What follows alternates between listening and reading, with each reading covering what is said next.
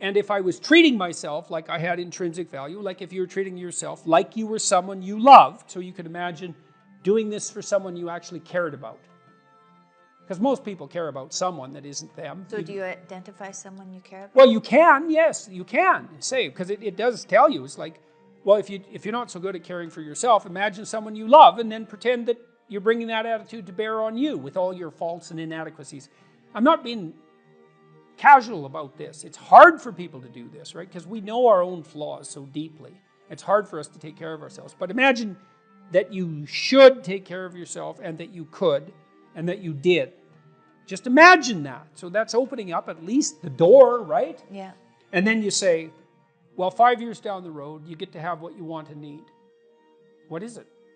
And so this is a deep question. So, because the question is this: your life is going to be difficult and it's going to be marked by suffering and tragedy in all sorts of different ways.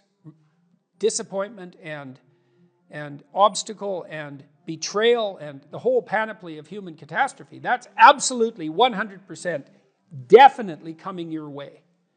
Okay, so given that, and given that you want to live a life free of resentment and bitterness and premature aging and excess suffering, and that you don't want to be a burden to everyone around you, what would you have to make carrying that weight worthwhile?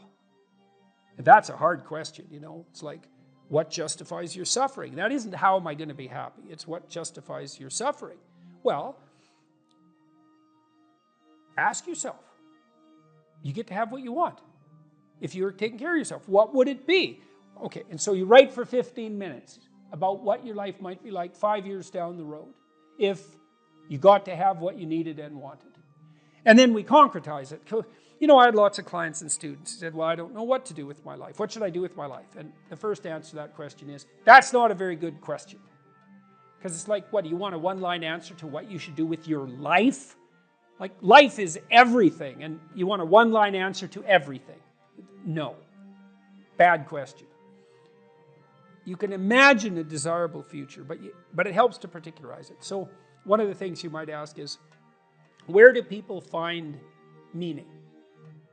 And the answer is, well, in multiple places. Here's some places people typically find meaning. So if clients came to me and they were depressed, first of all, I'd try to find out, are you depressed? Or do you just have a terrible life, or some combination of those two? And you might ask, what's the difference?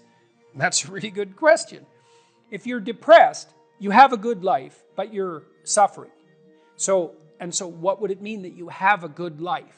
Well, it means somewhat different things to different people, but you can kind of triangulate on it. Probably you have an intimate relationship, or at least you have the prospects of one.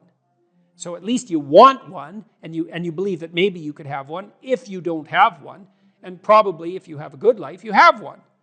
You have some friends. They're real friends, right? You have some family members, children perhaps, if not children, parents and siblings, or perhaps both, grandchildren. You're nested inside a family, and your relationships with your family are desirable.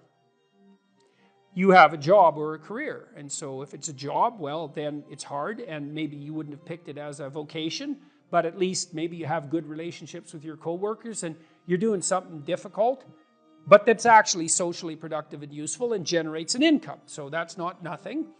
You're educated to the level of your intellectual capability, or you have plans to do so. You're taking care of yourself mentally and physically, and you have a strategy for dealing with the realm of signal temptation, drug and alcohol abuse and sexual misbehavior and that sort of thing. And then we've added one more recently, at least conceptually, that you've adopted a certain degree of civic responsibility, right? You're participating in the broader community in some manner. And if you're doing none of those, my life is meaningless. Are you doing any of these? No. Well, that's why it's meaningless. Those are the domains of meaning. And so, if you're miserable and you have none of those things, the first thing to do, if you're a cognitive behavioral therapist with someone, is to say, well, how about we work on like one of these things to begin with? You know, you need some friends. You need to get out in the dating market. You need a job or a better job. You need an educational plan. Like, you don't have a life, so of course you're miserable, because without sustaining life, without sustaining meaning, life is just tragedy. And so your lot is misery.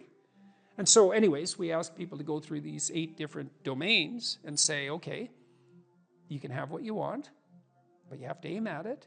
Sin means to miss the mark, by the way. It means to miss the target. That's what takes you away from God, is to miss the target. What target? Yeah, right. What target? Right. You got to at least know there's a target. Then you got to try to hit it.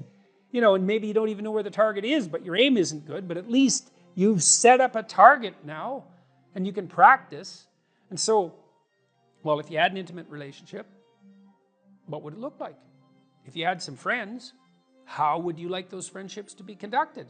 If you had a job or a career, what could it be if you had what you wanted?